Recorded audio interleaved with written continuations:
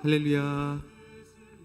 예배 시간이 다 되었습니다. 예배 가운데 오신 우리 사랑하는 청년 여러분, 주님의 이름으로 환영하고 축복합니다.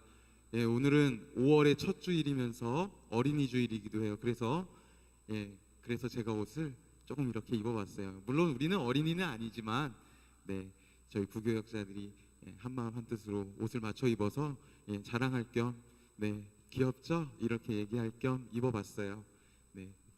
고맙습니다. 마음속으로만 생각해 주셔도 되는데, 고맙습니다. 자, 우리 옆에 있는 분들과 이렇게 한번 인사해 보면 어떨까요? 사랑합니다. 약간의, 왜 안 보니? 용훈이 앞에만 보고 있어요. 지금 옆에 보라니까요. 자, 화면으로 보시는 분들도, 자, 우리 다시 한번 우리 같이 인사해 봅시다. 사랑합니다. 고맙습니다.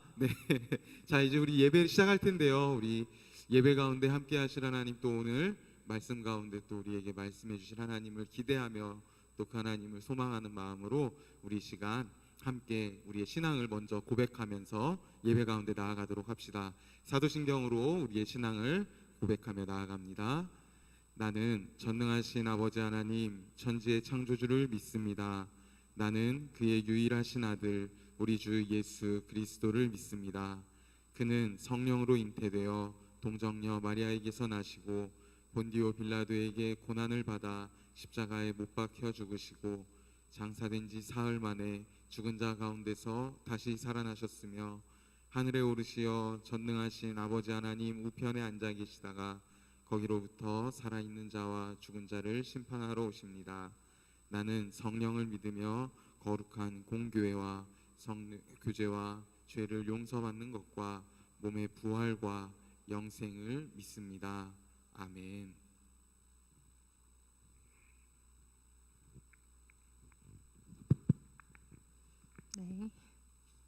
안녕하세요.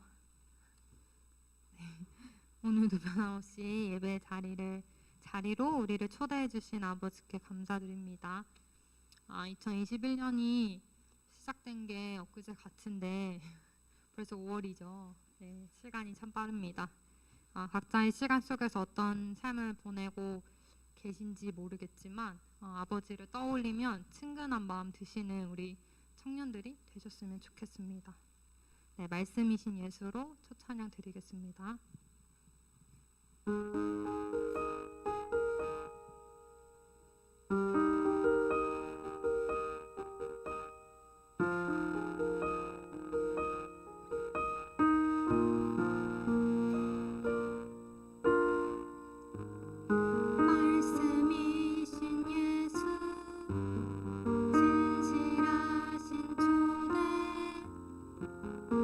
사랑으로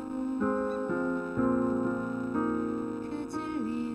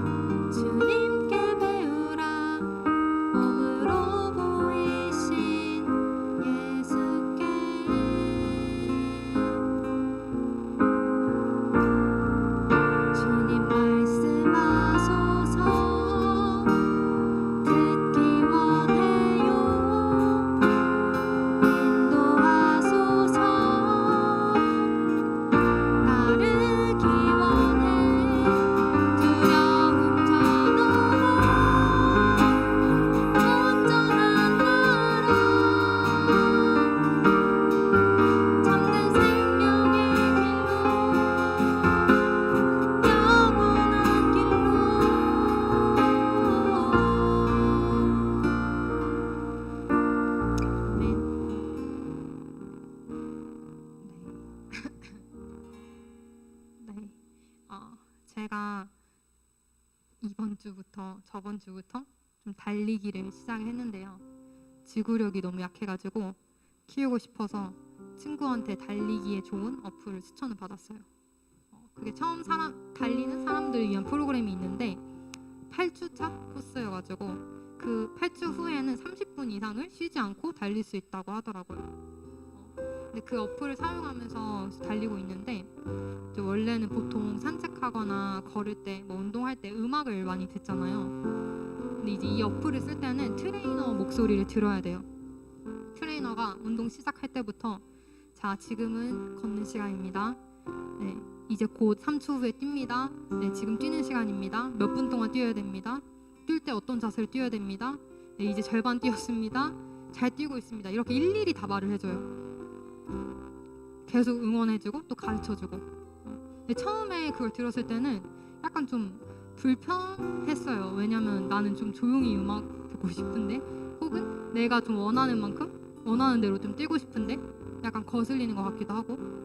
근데 내가 달리기는 처음 하는 거니까 한번 들어보자. 좀 살짝 마음에 안 들어도 한번 들어보자 하면서 따라가다 보니까 정말 좋더라고요.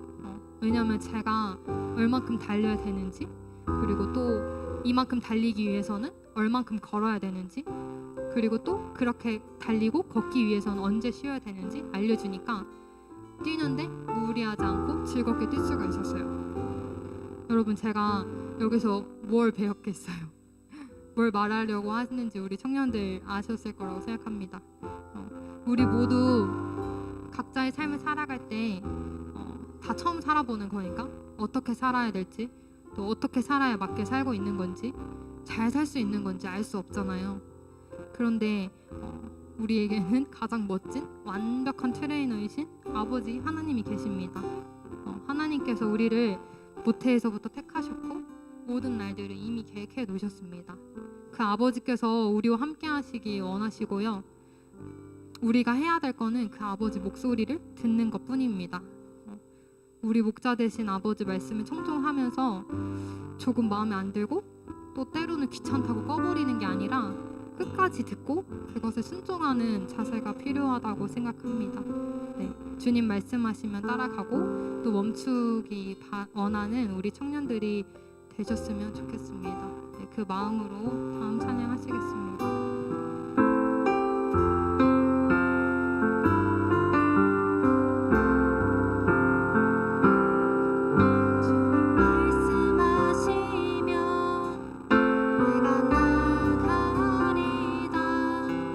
주님 뜻이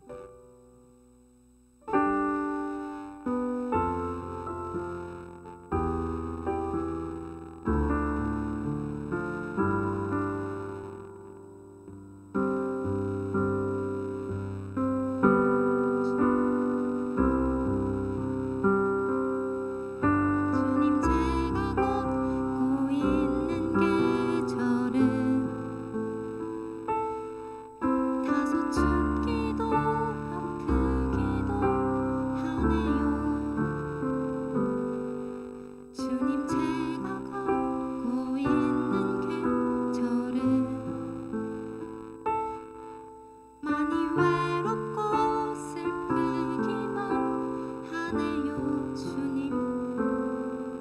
주님 제가 걷고 있는 계절은 다소 춥기도 아프기도 하네요. 주님 제가 걷고 있는 계절은 많이 외롭고 슬프기만 하네요.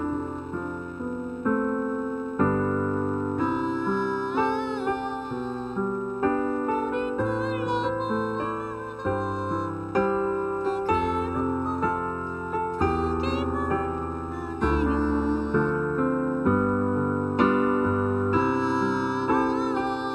노래 불러보아도 더 그립고 아프기만 하네요.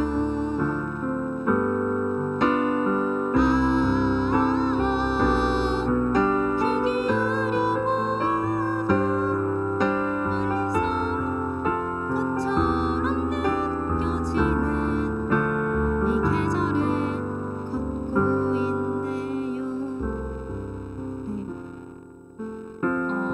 이 찬양이 저번 주에 나온 되게 따끈따끈한 위로부의 신곡인데요. 다소 좀 우울한 고백일 수 있는 찬양이지만은 이 시간 우리가 주님 앞에 한 가지 기도 드리고 다시 찬양했으면 좋겠습니다. 아까 제가 나눔했듯이 우리 하나님 말씀에 귀 기울여야 합니다. 그분의 세밀한 음성까지 들을 수 있어야 합니다. 때로는 내 상황이 춥고 아프고 외롭고 슬픈 상황이 있을 때일수록 정말 주님의 말씀이 들리지 않는 상황인 것 같을 때일수록 주님의 말씀을 찾고 또 구하고 두드려야 된다고 생각합니다. 이 시간 그런 간절한 마음을 우리에게 허락해 달라고, 그런 간절한 마음을 갖는 것도 주님의 은혜 아니면 될 수 없는 것이기에 그 은혜를 허락해 달라고 기도하면서 또 오늘 지금 이 시간 우리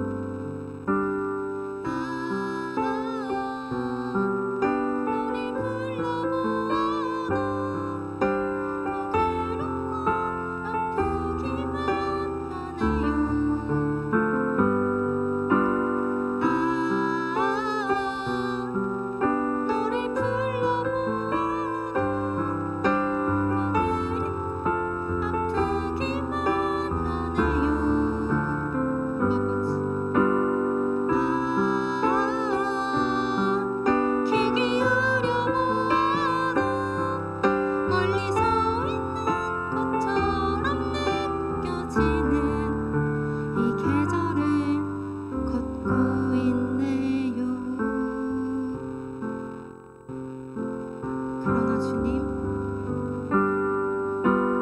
햇살이 새어나오면 다시 예쁜 너를 부르는 계절에 그려보내요.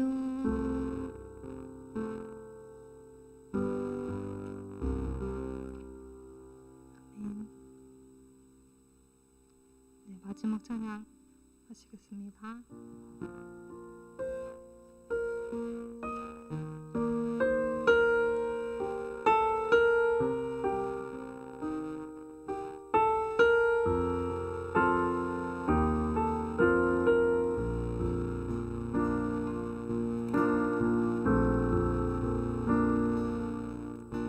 나를 부르시는 주님을 따라 이전 것은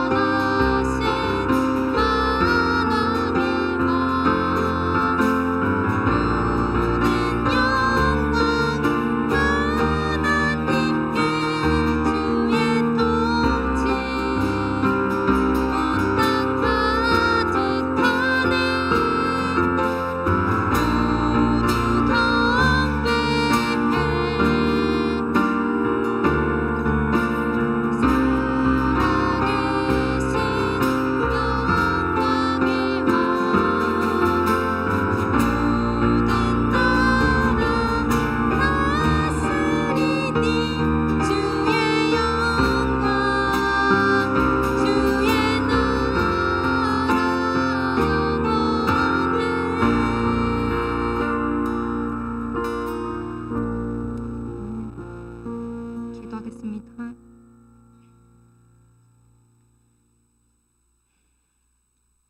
여호와여, 어느 때까지이니까 나를 영원히 잊으시니까 주의 얼굴을 나에게서 어느 때까지 숨기시겠나이까. 나의 영혼이 번민하고 종일토록 마음에 근심하기를 어느 때까지 하오며 내 원수가 나를 치며 자랑하기를 어느 때까지 하리이까. 여호와 내 하나님이여, 나를 생각하사 응답하시고 나의 눈을 밝히소서. 두렵건대 내가 사망의 잠을 잘까 하오며 두렵건대 나의 원수가 이르기를 내가 그를 이겼다 할까 하오며 내가 흔들릴 때에 나의 대적들이 기뻐할까 하나이다. 나는 오직 주의 사랑을 의지하여 싸우니 나의 마음은 주의 구원을 기뻐하리이다. 내가 여호와를 찬송하리니 이는 주께서 내게 은덕을 베푸심이로다. 아멘. 사랑이 많으신 하나님 아버지, 감사합니다. 오늘도 변함없이 우리에게 이렇게 아름다운 날 허락하여 주셔서 특별히 5월 첫 번째 주를 맞아 우리 청년들 온라인으로 오프라인으로 함께 모여 예배할 수 있게 하시니 주님 참으로 감사합니다. 주님, 그렇습니다. 우리가 알 수 없는 이 인생을 하루하루 살아가기에 때로는 낙심되고 힘든 마음이 들 때도 있지만 어떤 상황 속에서든지 변함없이 선하신 하나님을 신뢰하고 끝까지 찬송하겠다고 고백하는 우리 동산 청년부가 되기를 간절히 소망합니다. 이 시간 목사님께서 우리에게 말씀 전해주실 때에 우리의 귀와 마음을 열어주시고 특별히 또 졸지 않고 깨어서 아버지 말씀에 귀 기울이고 말씀을 받아 순종하는 우리 청년들 될 수 있게 하여 주시옵소서. 주님, 악하고 더러운 이 세상 속에 한 줄기 빛과 소금으로 살아가는 우리 청년들 되게 하시고 그 중심에 우리 교회가 또 우리 공동체가 서 있게 해주세요. 감사합니다. 예배 온전히 주님께 드려지기 기도합니다. 예수님의 이름으로 기도했습니다. 아멘.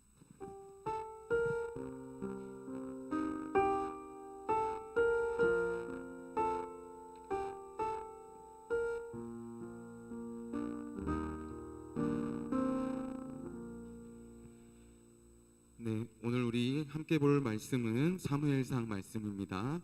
사무엘상 12장 19절에서 25절까지의 말씀입니다. 사무엘상 12장 19절에서 25절까지의 말씀. 네. 제가 가진 성경으로는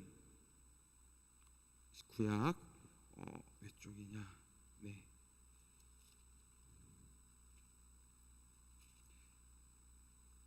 구약 427면 6면 네네 426면에 있네요.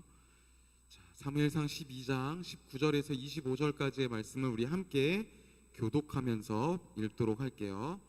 자, 제가 먼저 읽겠습니다. 모든 백성이 사무엘에게 이르되 당신의 종들을 위하여 당신의 하나님 여호와께 기도하여 우리가 죽지 않게 하소서. 우리가 우리의 모든 죄에 왕을 구하는 악을 더하였나이다.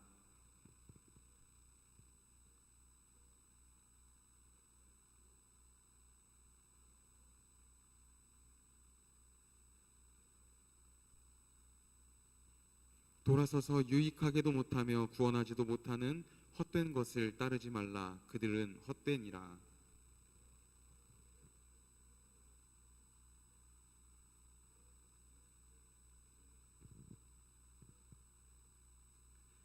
나는 너희를 위하여 기도하기를 쉬는 죄를 여호와 앞에 결단코 범하지 아니하고 선하고 의로운 길을 너희에게 가르칠 것인즉.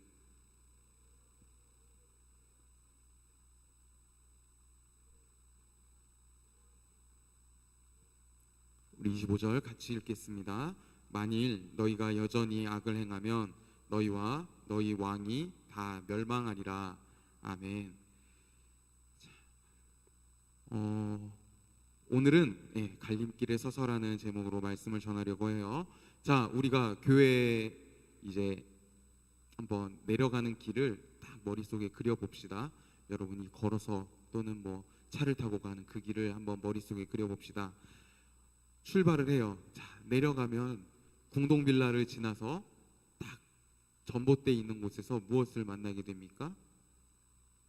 네, 갈림길을 만나요. 두 가지 길을 만나요. 하나는 양지마을로 가는 길이고요. 하나는 지금 공사 중인 한 길로, 또 하나는 왼쪽 오른쪽에 또 숨어져 있는 길이 또 하나 있어요. 세 개가 있어요, 길이. 자, 그 길 중에 하나를 우리는 선택을 해서 가야 돼요. 한 길을 가면은 막혀 있어요. 그리고 나머지 두 길은 중간에서 또 만날 수 있는 길들이 있습니다. 우리가 길을 가다 보면 항상 만나게 되는, 선택을 해야 되는 그 순간 항상 갈림길을 만나게 돼요. 그런데 길뿐만이 아니라 우리의 삶을 살아가다 보면 삶 속에서도 여전히 우리의 갈림길은 존재합니다. 단순히 좋고 싫음의 선택이 아니라 믿는 우리에게는 이제 하나님이냐 세상이냐라는 갈림길에 서 있게 만드는 그러한 상황들이 많이 있게 돼요. 이런 상황을 만나면 올바른 결정을 내리기가 쉬울까요? 어려울까요? 제 생각에는 쉽지 않다라는 생각을 해요. 특히 이제 우리가 머리로 배워왔던, 듣기만 해왔던 그런 이상적인 신앙인의 모습, 그리고 현실로 부딪히는 문제, 이 사이에서 한쪽을 선택하거나 포기하기에는 너무 많은 기회 비용이 우리에게 주어지게 되거든요. 그렇다면 이런 상황에 우리는 이런 세상에서 어떻게 살아가야 할 것인가? 오늘 본문을 통해서 이제 그 이야기를 조금 해보고자 해요. 신앙적인 삶과 세속적인 삶, 우리가 흔히 양분해시켜서 얘기할 수 있는 신앙의 삶과 사회의 삶에서는 갈등되는 일들이 너무나도 많은데, 예를 들어 보면, 자, 벌써 4월, 5월이 다 돼가죠. 학기를 이제 시작해서 열심히 공부하고 있는 우리 학생들, 또 직장에 취직을 해서 열심히 이제 직장 생활을 하는 우리 직장인들 모두에게 다 해당이 돼요. 우리는 믿는 사람인데 우리 주변에 있는 사람들은 믿는 사람들도 있지만 그렇지 않은 사람들도 분명히 있다는 거죠. 학교에서도 친구들 중에 믿지 않는 사람들 분명히 있을 거예요. 그죠? 예, 제 친구 중에는 저기 어디죠? 코엑스 쪽에 봉은사 있잖아요. 봉은사 청년부 회장도 있었어요. 여러분, 절에 청년부가 있다는 거 아세요? 저 되게 놀랐어요. 깜짝 놀랐어요. 와, 교회에만 청년부가 있는 줄 알았는데, 진짜 제 친구 중에 한 명이, 저 같은 과였던 친구 중에 한 명이 진짜 봉은사 청년부 회장이었던 거예요.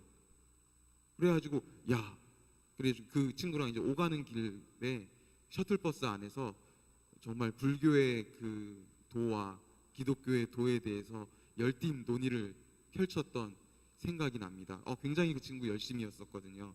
뭐 이런 어쨌든 비신앙인과 신앙인과의 만남 가운데 이런 갈등의 상황들이 분명히 있을 수 있다라는 거죠. 그렇다면 우리는 지금 어떤 갈등을 겪으며 살고 있습니까? 네, 저뿐만 아니라 이 자리에 있는 여러분은, 또 화면을 보고 있는 여러분은 지금 현재 어떤 갈등 속에 살아가고 있습니까? 한번 생각을 하면서 오늘 우리 말씀을 살펴봅시다. 사울은 이 앞쪽에 이제 11장을 보면요, 암몬 족속과의 이제 전투를 통해서 왕으로서의 지도력을 인정을 받습니다. 그 내용이 11장의 내용이었어요. 자, 이제 왕권 제도가 확립이 됐어요. 그리고 이제 진짜 첫 번째 왕이, 인정받는 첫 번째 왕이 탄생을 했어요. 여러분, 사무엘상을 계속 하다 보면 지금 같은 얘기가 비슷하게 계속 나와요. 그죠? 네, 왕이 인정을 받느니 안 받느니, 되느니 안 되느니, 이놈의 사울은 언제 왕이 되는 거야? 이제 왕이 됐어요. 진짜 인정받는 왕이 11장을 통해서 완성이 된 거예요. 자, 그렇게 사울이 왕으로서 이제 인정을 받게 됐을 때 오늘 본문이 있는 12장, 오늘은 실은 12장 1절부터 끝절까지 다 해당이 돼요. 근데 다 읽을 수는 없잖아요. 그래서 그 중에서 해당이 될 수 있는 본문을 잡아서 읽은 거예요. 자, 12장에 보면은 이스라엘의 사사였던 이제 사무엘의 마지막 이야기가 기록이 돼 있습니다. 이 마지막 이야기라 함은 이제 마지막 사사로서의 마지막 사역을 정리하면서 이제 이야기를 하는 거예요. 12장 1절이에요. 12장 1절을 보면 이렇게 기록이 돼 있습니다. 사무엘이 온 이스라엘에게 이르되, 보라, 너희가 내게 한 말을 내가 다 듣고 너희 위에 왕을 세웠나니. 사무엘이 뭐라고 이야기했어요? 내가 이제 이스라엘에게 말을 한 거예요. 다 모아놨겠죠. 모아서 이야기를 한 거예요. 이 연설을 통해서 어떻게 이스라엘의 왕권 제도가 생기게 되었는가, 그리고 어떻게 이제 살아가야 할 것인가를 사무엘은 이야기를 하려고 하는 거예요. 사무엘은 사울을 이스라엘 왕으로 세웠어요. 그 말을 1절에 했죠. 그죠? 내가 너희가 하는 말을 다 듣고 너희 위에 왕을 세웠다. 하나님의 음성대로, 하나님께서 이끄시는 대로 왕을 세웠다. 그리고 나서 2절 3절의 말씀을 하는데, 2절의 말씀을 이제 시작을 하는데, 어떤 내용으로 어떤 방식으로 전하고 있는지를 한번 봅시다. 자, 2절 3절의 말씀을 제가 한번 읽어볼게요. 이제 왕이 너희 앞에 출입하느니라. 보라, 나는 늙어 머리가 휘어졌고 내 아들들도 너희와 함께 있느니라. 내가 어려서부터 오늘까지 너희 앞에 출입하였거니와 내가 여기 있나니 여호와 앞과 그의 기름 부음을 받은 자 앞에서 내게 대하여 증언하라. 내가 누구의 소를 빼앗았느냐, 누구의 나귀를 빼앗았느냐, 누구를 속였느냐, 누구를 압제하였느냐, 내 눈을 흐리게 하는 뇌물을 누구의 손에서 받았느냐. 그리하였으면 내가 그것을 너희에게 갚으리라. 지금 사무엘은 이스라엘 백성들에게 마지막 연설을 하는데 자신의 지나온 삶을 회고해 보면서 이야기를 하고 있는 거예요.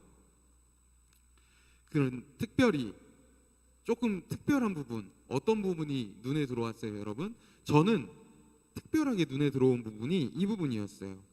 누구를, 이런 누구가 들어가는 부분. 이 누구가 들어가는 부분을 통해서 사무엘이 하고자 했던 말은 뭐였을까요?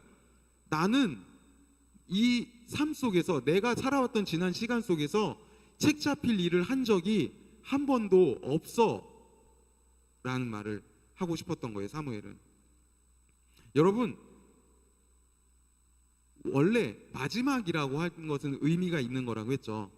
마지막에 연설을 시작하는데 주로 회장이나 이런 분들은 어떤 연설을 할까요? 내가 뭔가 이렇게 잘난 것들을 많이 했어. 내 자랑을 주로 많이 해요. 뭐 내가 하진 않더라도 누군가가 이 사람이 지나왔던 일들을 얘기할 때 이 사람의 자랑거리들을 많이 이야기를 해요. 자, 사무엘은 어떤 이야기를 하고 있습니까? 자, 우리 한번 제대로 한번 봐봅시다. 사무엘은 연설을 통해서 자신을 증명하고 싶어 했어요. 내가 어떤 사람이었나를 증명하고 싶어 했던 거예요. 자, 증명의 단계가 크게 보면 3단계로 됩니다. 첫 번째, 증인들을 열 거예요. 먼저 나의 이 말을 맞다라고 해줄 수 있는 증인들. 누구? 하나님을 먼저 이야기를 해요. 여호와와 그 다음에 기름 부음 받은 자 사울과 그리고 온 이스라엘, 너희들 모든 증인들을 열거를 해요. 그리고 증인들에게 이야기를 합니다. 내가 어떻게 삶을 살았는지 이제 내가 이야기해 보겠다. 너희는 잘 들어봐라 라고 해서 크게 몇 가지를 이야기했어요. 5가지 정도를 이야기했죠. 누구의 소를 빼앗았는가, 그리고 누구의 나귀를 빼앗았는가, 누구를 속였는가, 누구를 압제하였는가, 마지막으로 누구에게 뇌물을 받았는가. 오늘날 우리 사회에서도 어떻게 보면 사람을 평가할 때 흔히 따져보는 항목이에요. 여러분 국회 방송 잘 안 보시죠? 근데 짤로 올라오는 것들 좀 보세요. 짤로 올라오는 것들, 인사청문회를 보면요, 이런 내용들이 줄을 이뤄요. 뇌물을 받은 경험이 있습니까? 거짓말한 적 있습니까? 힘을 남용한 적 있습니까? 이런 것들을 국회의원들도 자꾸 찾아서 공격을 할 때 써요. 사무엘도 이런 이야기를 지금 하고 있는 거예요. 자, 이러한 이야기들을 한번 내가 던질 테니까 너희들 생각을 해봐라, 이건 거예요. 자, 우리나라 국회의원들 인사청문회 하면 흠이 정말 왜 이렇게 많은지 모르겠어요. 아무리 괜찮다 생각했던 사람도 우와, 상대방 측에서 막 흠을 막 꺼내는 거야. 막 사정없이 꺼내는데 이것에 대해서 부정을 하는 경우가 생각보다 많지 않아요.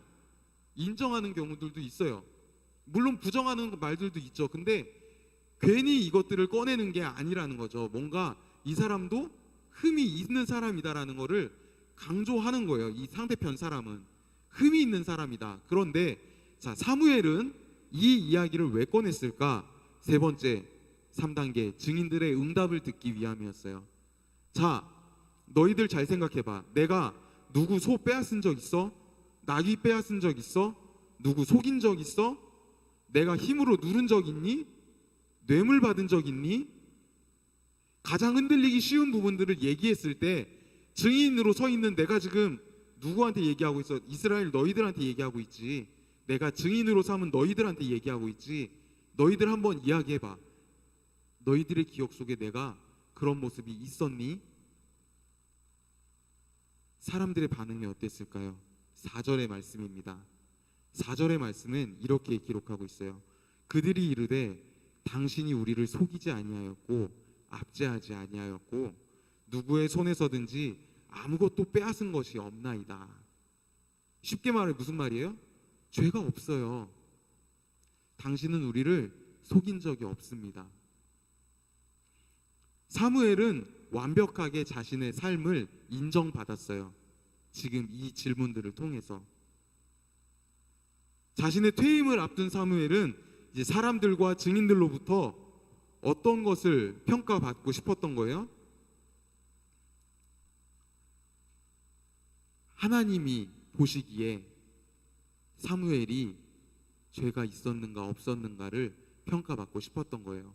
그래서 사무엘은 증인으로 누구를 내세웠어요? 하나님을 내세웠죠. 그죠?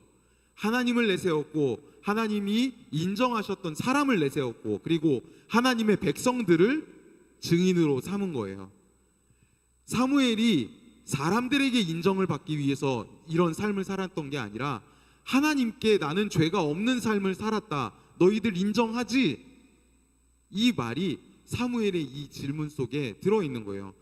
우리 같으면 당당하게 서 있을 수 있는 큰 업적이 있었는가를 주로 물어보곤 할 텐데, 주로 평가해 보곤 할 텐데, 이 사람을 판단함에 있어서 이 사람이 얼마나 큰 일을 했는가, 이 사람이 얼마나 위대한 업적을 남겼는가를 판단해 볼 텐데, 사무엘의 판단 기준은 거기에 있지 않았다는 거예요. 사무엘의 판단 기준은 하나님이 보시기에 내가 정직했니? 하나님께서 주신 힘을 내가 남용하며 살았었니 혹시? 이런 질문들을 던지면서 이 질문들을 통해 사무엘은 하나님 앞에서 정말 깨끗하게 살았던 사람이구나 라는 것을 증명하고 싶었던 것입니다. 왜 사무엘은 이 증명이 필요했을까요?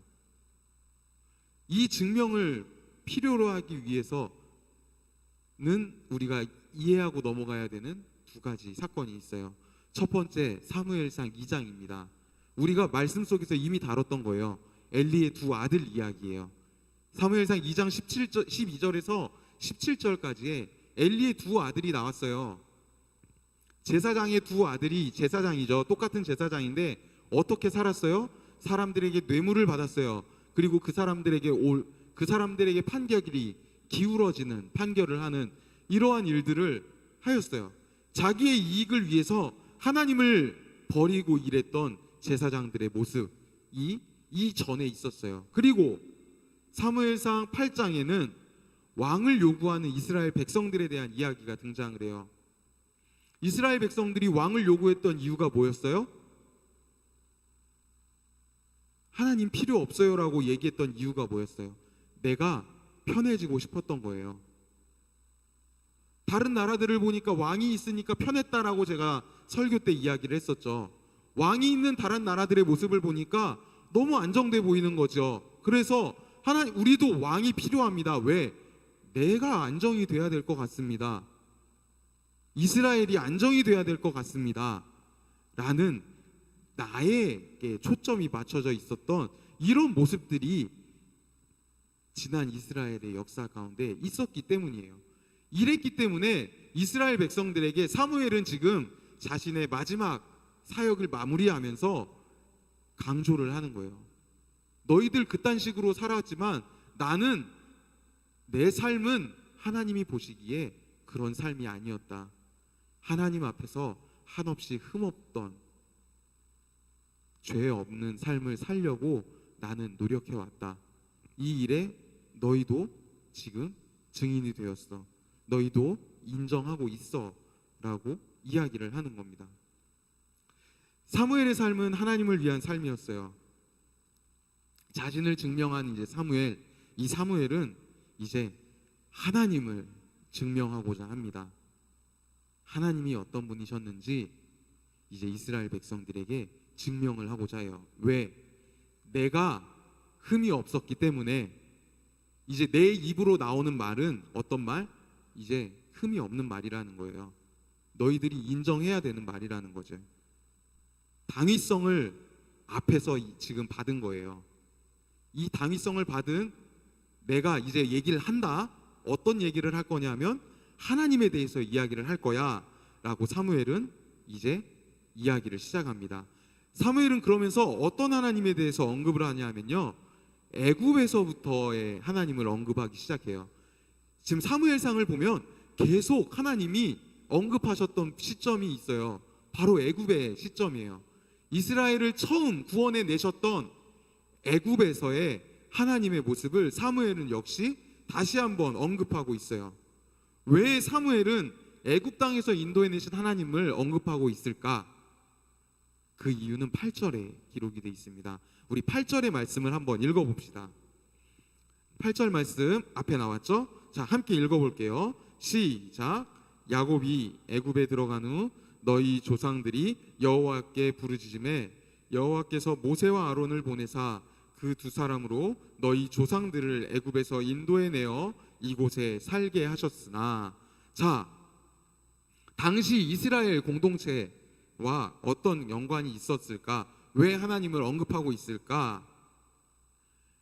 지금 이스라엘 공동체의 모습과 하나님이 함께 하나님이 일하셨을 때 그때 하나님의 원래 이스라엘을 향한 모습은 다른 모습이었다라는 것을 사무엘은 이야기하고 있어요.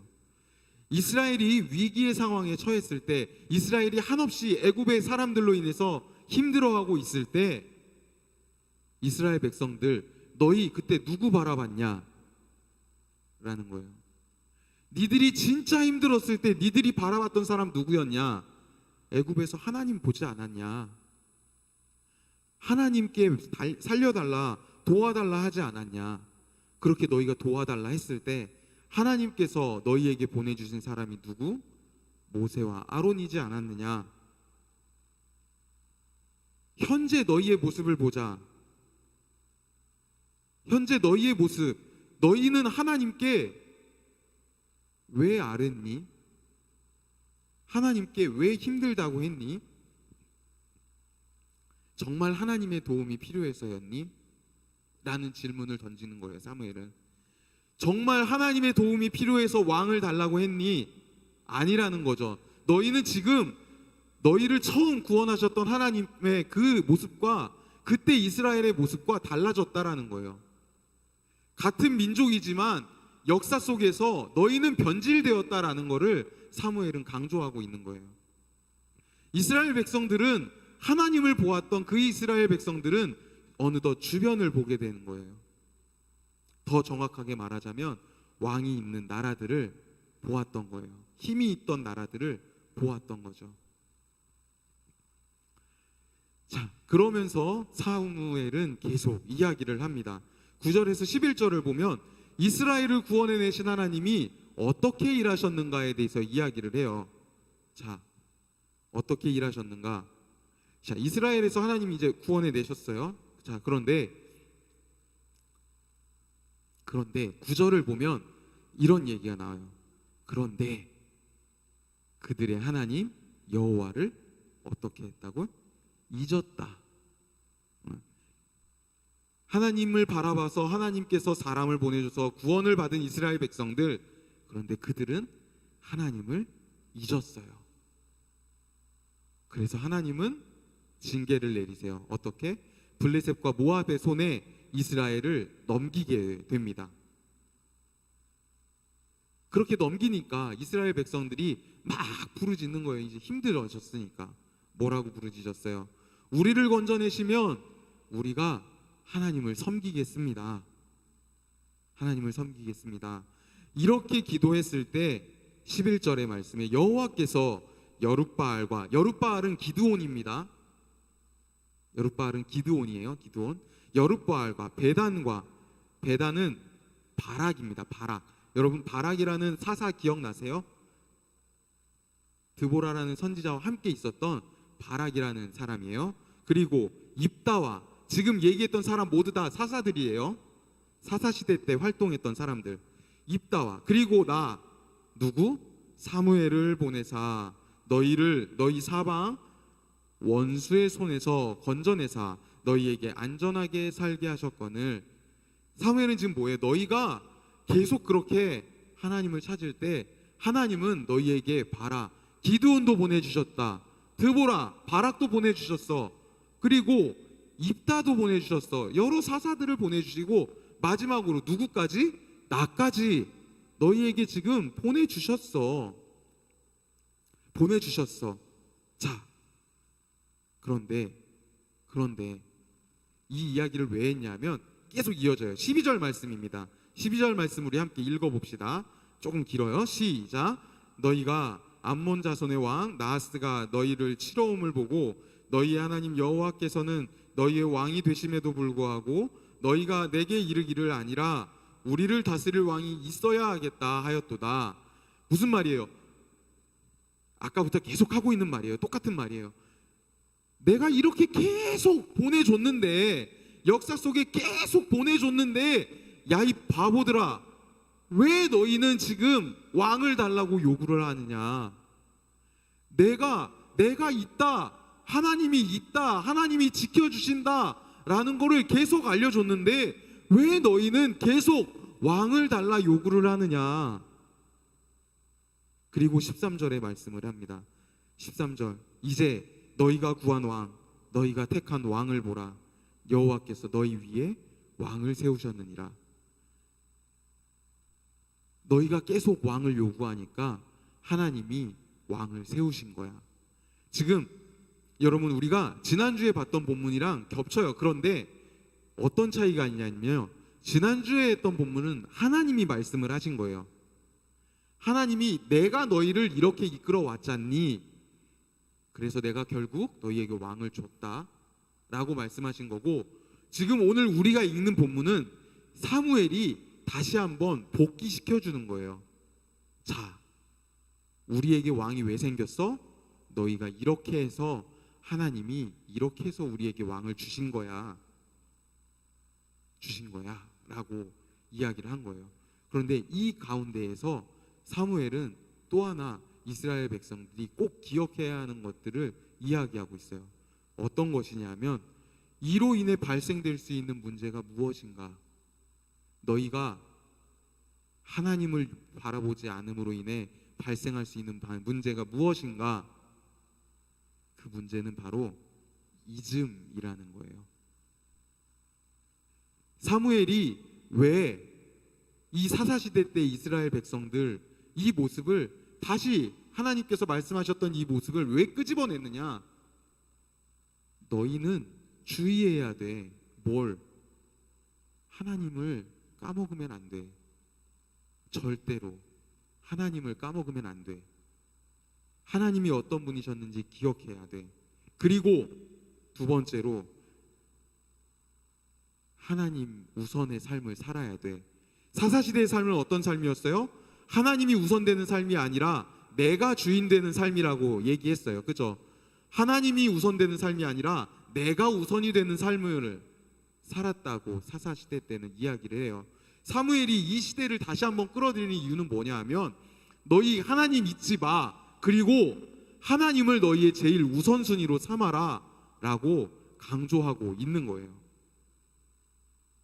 그러면서 14절의 말씀에서 권면을 합니다. 어떤 권면을 하냐 하면요, 화면에 나와 있는 권면을 해요. 우리 함께 화면에 있는 말씀을 봅시다.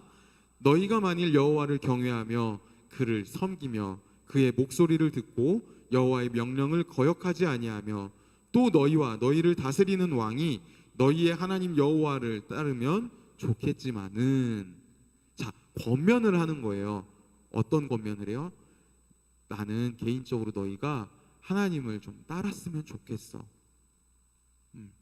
너희가 비록 왕을 달라 요구했지만 하나님은 이것들을 보면서 너희가 나를 버렸구나라고 이야기를 했지만, 말씀을 하셨지만, 나는 정말 너희에게 다시 한번 이 이야기를 하면서 바라는 게 있어. 뭐냐 하면 하나님을 제발 놓치지 말아줘. 하나님을 꼭 따라줘. 그랬으면 좋겠어. 그런데 자, 좋겠어 라고 이야기를 하면서 15절의 말씀에 그런데 너희가 만일 여호와의 목소리를 듣지 아니하고 여호와의 명령을 거역하면 어떻게 될 거다? 너희의 조상들을 치신 것 같이 너희도 치실 것이다. 분명히 하나님이 치실 거야. 너희가 하나님을 따라가지 않으면. 사무엘은 다시 한번 왕을 요구하던, 이제 왕이 세워지는 이 왕정 국가를 바라보면서 이스라엘 백성들에게 다시 한번 요구하는 거예요. 어떻게 보면 마지막으로 정말 요구하는 거예요. 마지막까지 사무엘이 꼭 이야기하고 싶었던 거 뭐냐 하면, 제발 하나님을 놓지 말아줘. 너희가 하나님 놓치면 너희 진짜 끝나. 너희 진짜 망하는 거야. 이 이야기를 하고 싶었던 거예요. 그리고 나서 사람들이 니들 못 믿겠지 지금? 그러면 내가 증명해 줄게. 하나님 계신 거 증명해 줄게 하고 증명을 해줘요. 실제로 16절 이후를 보면 하나님께서 지금 어떻게 하시는지 너희 똑똑히 봐. 하나님께서 어떻게 치실 건지, 이 약속을 어떻게 지키실 건지 분명히 봐. 이러면서 17절 18절 말씀, 18절을 봅시다. 17절 봅시다. 자, 오늘은 밀베는 때가 아니냐. 내가 여호와께 아뢰리니 여호와께서 우레와 비를 보내사 너희가 왕을 구하니 곧 여호와의 목전에서 범한 죄악이 큼을 너희에게 밝히 알게 하시리라. 하나님이 이렇게 하실 거다라는 거를 지금 맛보기로 보여주실 거야. 말이 지금 계속 이상하죠? 자, 맛보기로 어떻게 보여주시냐? 천둥과 비를 보내실 거야. 지금 보여주실 거야. 봐. 그리고 실제로 일어났어요. 그죠? 18절에 보니까 여호와께서 그날에 우레와 비를 보내시니 라고 했죠. 백성들의 눈앞에서 사무엘이 말한 것이 그대로 이루어진 거예요. 무슨 말이에요? 하나님이 사무엘의 한 말을 완벽하게 보증을 서주셨다는 거예요. 하나님이 자신이 분명히 살아계신다는 거를 이스라엘 사람들한테 증명하신 거예요.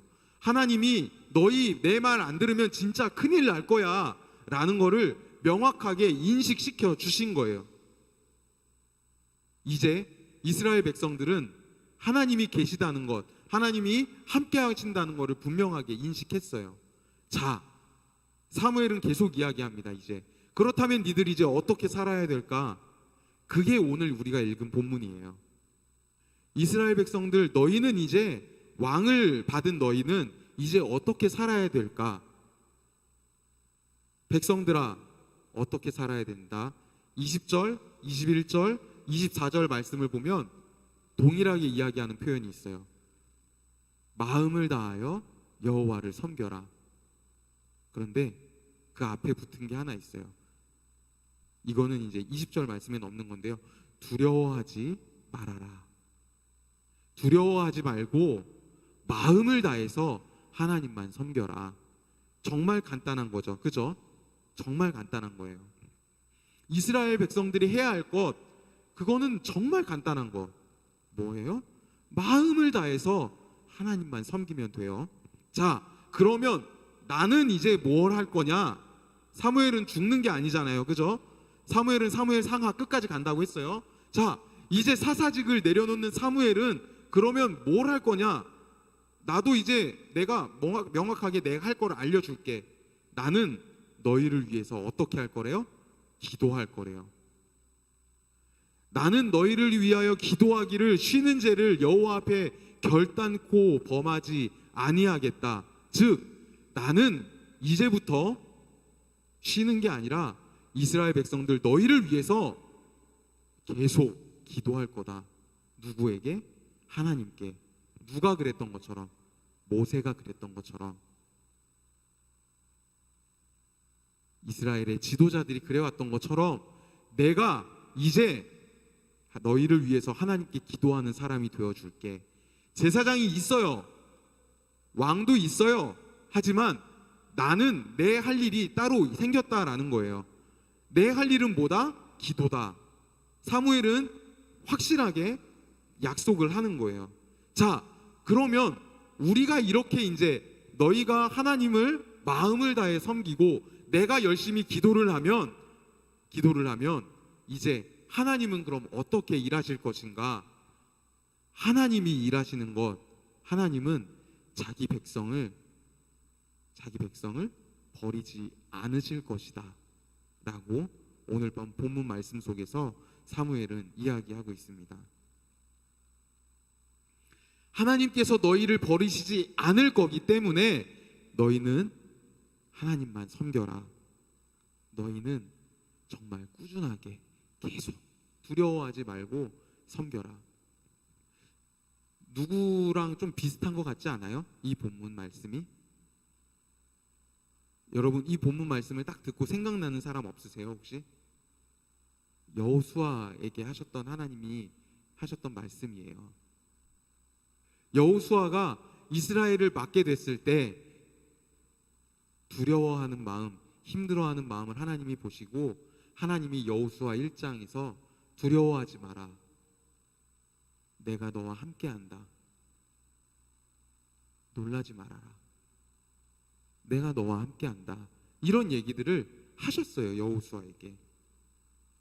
여호수아에게 하셨던 말씀을 이제 사무엘의 입을 빌어서 사무엘은 다시 한번 전하고 있는 거예요. 여호수아도 모세도 이스라엘에 정말 꼭 필요했던 이스라엘 백성들이 잊을 수 없는 중요한 지도자들이었어요. 그래서 오늘 사무엘은 말씀 속에서 두 명을 다 끌어오는 거예요. 모세도 끌어왔고요. 여호수아도 끌어왔어요. 하나님이 정말 이렇게 하실 거야라는 명확한 확신을 이스라엘 백성들에게 심어주고 있는 것입니다. 사무엘은 오늘 이스라엘 백성들에게 어떻게 하나님을 섬기며 살아갈 수 있을까에 대해서 이야기를 했어요. 자, 그러면 우리에게 이제 한번 시선을 돌려봅시다. 우리는 세상 속에서 어떻게 하나님을 섬기며 살아갈 수 있을까요? 우리는 어떠한 방법으로 하나님을 섬기며 살아갈 수 있을까요? 이 질문에 대해서 여러분들이 한번 한 주 동안 여러분들의 답을 찾아보셨으면 합니다. 우리 마음 가운데 그래서 결단할 수 있는 시간이 되었으면 합니다. 말씀을 마무리하려고 합니다. 하나님은 우리가 세상 속에 살더라도 말씀 중심의 신앙인의 삶을 살기를 원하시고 계세요. 하지만 그것이 모든 세상적인 것과 담을 쌓는 걸 말하지는 않아요. 중요한 건 뭐냐 하면요, 갈림길에 서 있는 그 순간에 세상의 모든 것도 그 자체가 주인이 아니라 하나님이 주되심을 인정하면서 나아간다면, 무슨 말이에요? 쉽게 말하면 우리의 목표가 하나님이라는 목표를 향해서 걸어간다면, 갈림길에서 우리는 어떠한 선택을 하든 우리의 그 명확한 목표가 하나님이라면 하나님이 절대로 우리를 버리지 않으실 거라는 겁니다. 여러분, 우리 동산교회 내려가서 갈림길을 만났을 때 양지마을 쪽으로 가든 아니면 오른쪽 길 말고 앞으로 그냥 내려가든 중요한 건 그 길은 다시 만나게 돼 있어요. 양지마을 쪽으로 가다가 다시 우회전해서 조금만 가면, 그리고 앞으로 쭉 갔다가 좌회전해서 조금만 가면 다시 길이 만나요. 우리가 어떠한 길을 향해서 가든 중요한 건 목표를 누구로 삼아야 되느냐예요. 무엇을 보고 가야 하는가예요. 나를 보고 가야 하느냐, 하나님을 보고 가야 하느냐. 오늘 사무엘은 하나님을 보고 가라고 이스라엘 백성들에게 이야기를 하고 있는 겁니다. 너희가 정말 명확하게 갈림길에 섰을 때 하나님을 보고 움직여라. 그러면 너희의 길을 하나님께서 책임져 주실 것이고 절대 너희를 버리지 않으실 거야. 오늘 이 본문을 보는 우리에게도 동일하게 말씀을 하시는 거예요. 너희가 나만 버리지 않으면 너희가 어떤 길을 어떻게 가든지 간에 내가 절대 너희를 버리지 않을게. 너희와 함께 있어 줄게. 하나님께서 오늘 말씀 속에서 우리에게도 동일하게 말씀하시는 겁니다. 하나님의 이름을 걸고서 맹세하시는 거예요.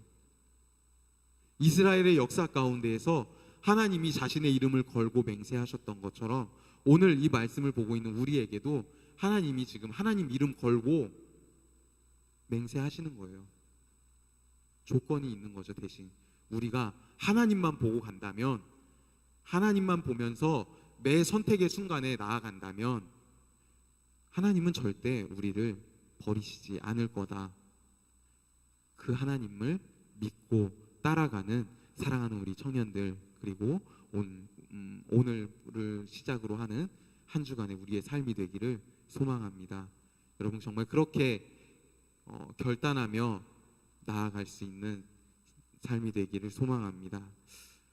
이 시간 우리 함께 결단하면서 마음속으로 결단하며 찬양하며 나아갔으면 합니다.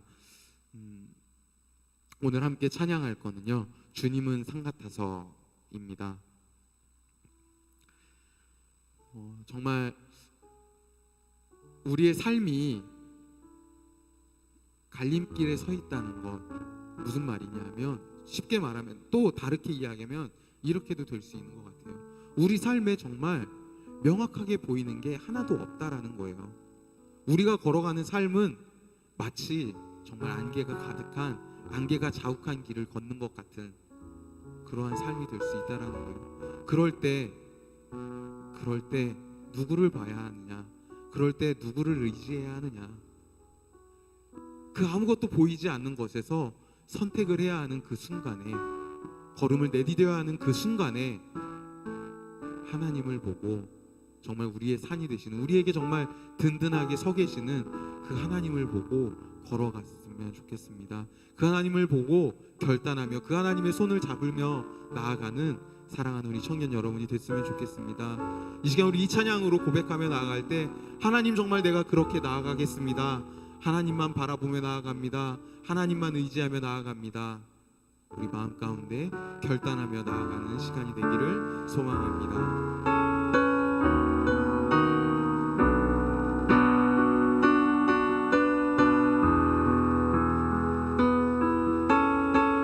함께 찬양합시다. 안개가 날 가리워 내 믿음 흔들리려 할 때 나 주님께 나아가네. 주님은 산 같아서 여전히 그 자리에 계셔. 눈을 들면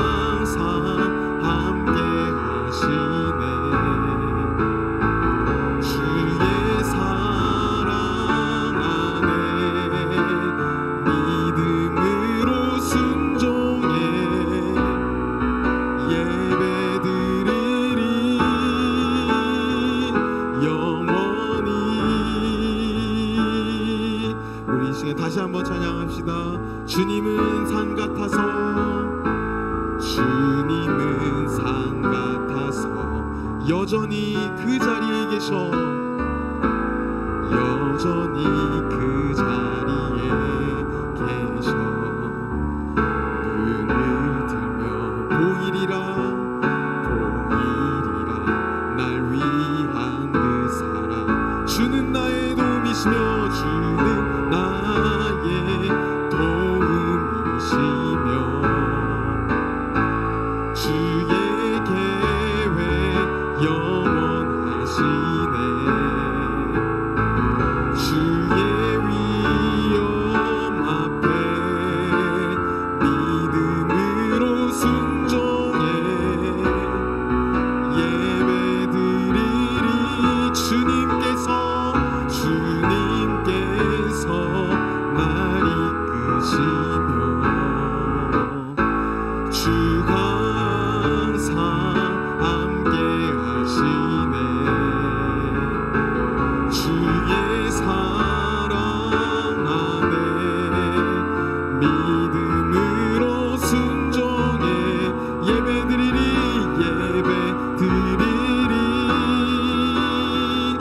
영원히 이 시간 우리 함께 기도하며 나아갑시다. 우리 이 시간 기도할 때 우리를 지키시는 하나님, 우리를 이끄시는 하나님만 바라보며 나아가는 우리를 끝까지 지켜주시겠다, 끝까지 함께 하시겠다 말씀하신 그 하나님을 믿고 그 하나님을 의지하며 이 시간 결단하며 나아갑시다. 하나님만 바라보며 나아갑니다. 하나님만 의지하며 나아갑니다. 갈등의 순간에, 선택의 순간에 하나님만 사랑하며 하나님만 바라보며 하나님만 잡으며 나아가는 내가 되게 하여 주옵소서. 그렇게 용기 낼 수 있는 내가 되게 하옵소서. 이 시간 우리 주님의 이름 한번 부르며 결단하며 나아갑니다. 주여 하나님, 우리 가운데 함께 하시는 하나님 정말 말씀 가운데 하나님의 말씀을 듣습니다. 하나님 우리와 함께 하시겠다. 하나님 우리를 끝까지 버리지 않으시겠다. 하나님 말씀하신 그 하나님을 의지하며 이 시간 결단하며 나아갑니다. 하나님을 잡고 내가 되게 하옵소서. 하나님을 의지하는 내가 되게 하옵소서. 하나님 삶의 선택의 순간에 하나님과 갈림길의 순간에 하나님 결정해야 하는 그 순간에 하나님을 잡을 수 있게 하시고 하나님을 붙들고 하나님께 결단할 수 있게 하여 주옵소서. 하나님을 더욱 간절히 찾으며 하나님을 그 찾음으로 인하여서 하나님과 함께 하신 하나님을 경험하며 하나님과 함께 감사함으로 나아갈 수 있는 하나님의 그런 삶을 살아갈 수 있도록 하나님의 주님을 붙잡을 수 있는 용기를 주시고 주님을 너무 의지할 수 있는 하나님 그러한 용기를 그러한 마음을 우리에게 허락하여 주옵소서. 주님께서 하신 그 마음을 가지고 하나님 한 주간 삶을 살아가겠습니다. 하나님께서 주신 용기를 가지고 한 주간 삶을 살아가겠습니다. 하나님 함께하여 주옵소서. 하나님 나의 삶을 함께하여 주옵소서.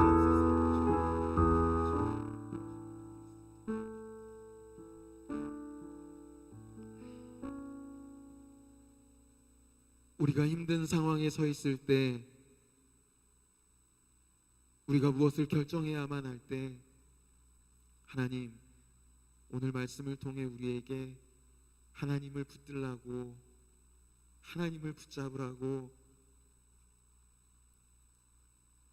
우리에게 다시 한번 말씀하심을 우리가 발견합니다. 그리고 결단하였습니다. 하나님, 우리가 주님을 바라보며 나아갈 때 주님 손 붙잡고 정말 주님의 뜻을 구하며 나아갈 때 그렇게 나아가는 우리의 삶을 주님 끝까지 지켜주옵소서. 끝까지 함께 하시겠다 약속하신 하나님, 정말 우리의 삶 속에 함께하여 주옵소서. 그래서 그 하나님으로 인해 기쁠 수 있고 감사할 수 있는 우리의 한 주간의 삶이 되게 하여 주옵소서. 우리의 삶을 지키실 주님을 기대합니다. 우리와 함께 하실 주님을 간절히 소망합니다. 하나님 함께하여 주옵소서. 감사를 드리며 살아계신 예수님의 이름으로 기도합니다. 아멘. 이 시간 우리 다 함께 일어나셔서 파송의 찬양을 할 건데요, 우리 옆에 계신 분들 한번 보면서 우리 이렇게 다시 한번 이야기해 봅시다. 하나님 정말 끝까지 붙들고 살아갑시다. 항상 말이 좀 길죠, 제가. 짧은 단문이 별로 없어요, 생각보다. 하나님 정말 끝까지 붙들고 살아가는 여러분 되시길 소망합니다. 그렇게 살아가는 여러분은 하나님의 교회입니다. 교회로서 여러분들 이번 한 주도 승리하며 살아가기를 간절히 소망합니다. 우리 함께 찬양하며 나아갑시다.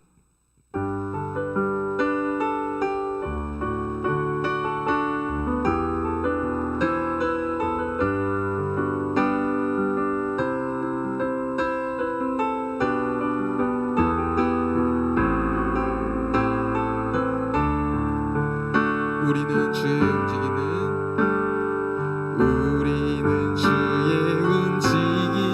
교회, 이곳은 주님을 위한 자리.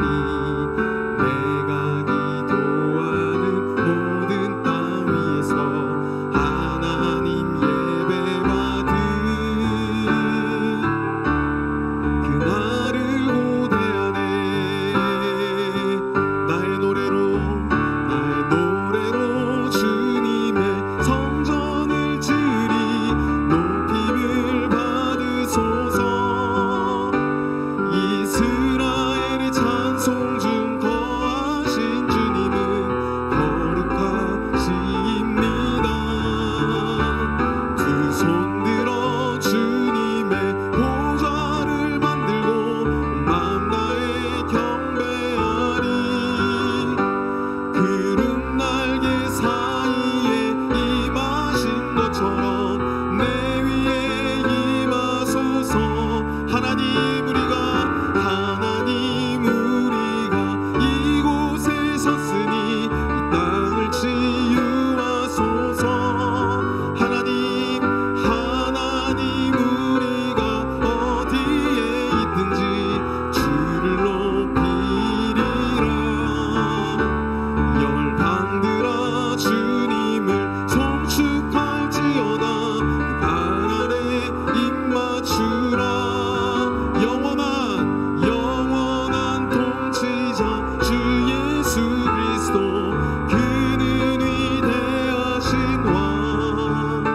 우리는 주의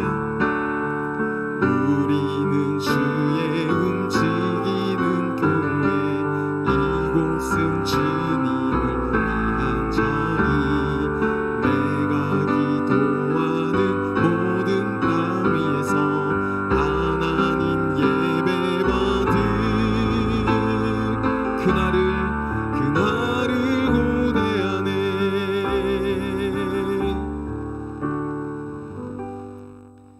지금은 교회의 머리 되신 예수 그리스도의 크신 은혜와 하나님의 풍성하신 사랑하심과 보혜사 성령님의 우리를 위해 기도하시며 우리와 늘 함께 하심이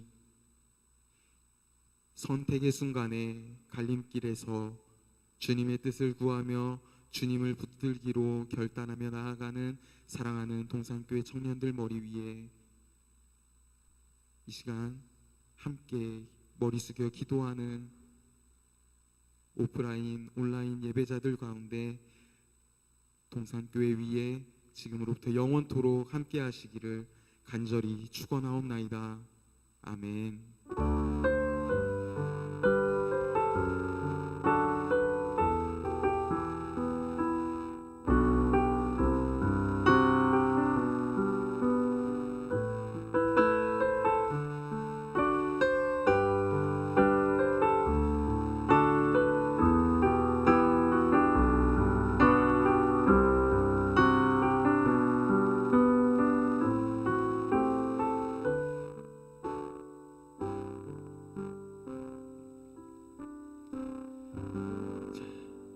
예배가 마무리되었습니다. 우리 임원단 광고 있겠습니다.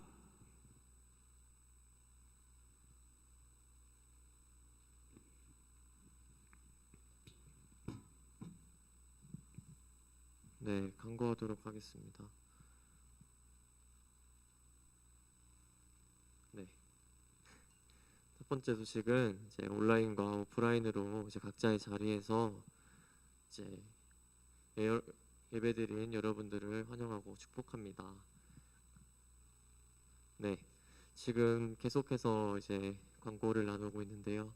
1대1 제자 양육 이제 선착순 1명 아직 지원이 안 되고 있습니다. 장소는 교회고 시간은 제자 맞춤으로 이루어지고 내용은 풍성한 삶의 기초라는 책으로 12주 동안 진행될 예정입니다. 회비는 3만 원이니까 목사님께서 되게 유익하다고 하십니다. 빨리 지원하셔서 같이 나눴으면 좋겠습니다. 네, 그리고 썸네일 공모전 지금 저거 하나 된 거죠. 일단 한 건데 지금 계속 첫째 주에 5월 첫째 주 중으로 선정 예정에 있습니다. 상품도 있으니까 더욱더 많은 지원, 이제 아이디어 내주셨으면 좋겠습니다. 네, 그리고 책 모임 안내입니다. 제목은 습관이 영성이다. 5월 중으로 시작할 예정이고요. 화요일 저녁 8시 30분에 진행될 예정입니다. 네, 관심 있으신 분은 임원들이나 이제 목사님께 직접 연락해 주시면 될 것 같습니다. 네, 5, 6월 달도 큐티 말씀으로 동행합시다. 지금 이제 3, 4월 큐티가 이제 다 마무리가 됐죠. 5월 6일도 큐티 진행될 예정이니까 이제 각자 임원들이나 목사님께 이제 신청하셔서 이제 직접 수령 받거나 이제 배송으로 이제 진행되도록 하겠습니다. 네. 성경 공부 모임 공지하겠습니다. 일시는 매주 토요일 있을 예정이고요. 장소는 교회에서 진행될 예정이고 교재는 성경이 읽어지네 담당은 이제 김은실 사모님께서 이제 맡아주셨습니다. 네, 이상입니다.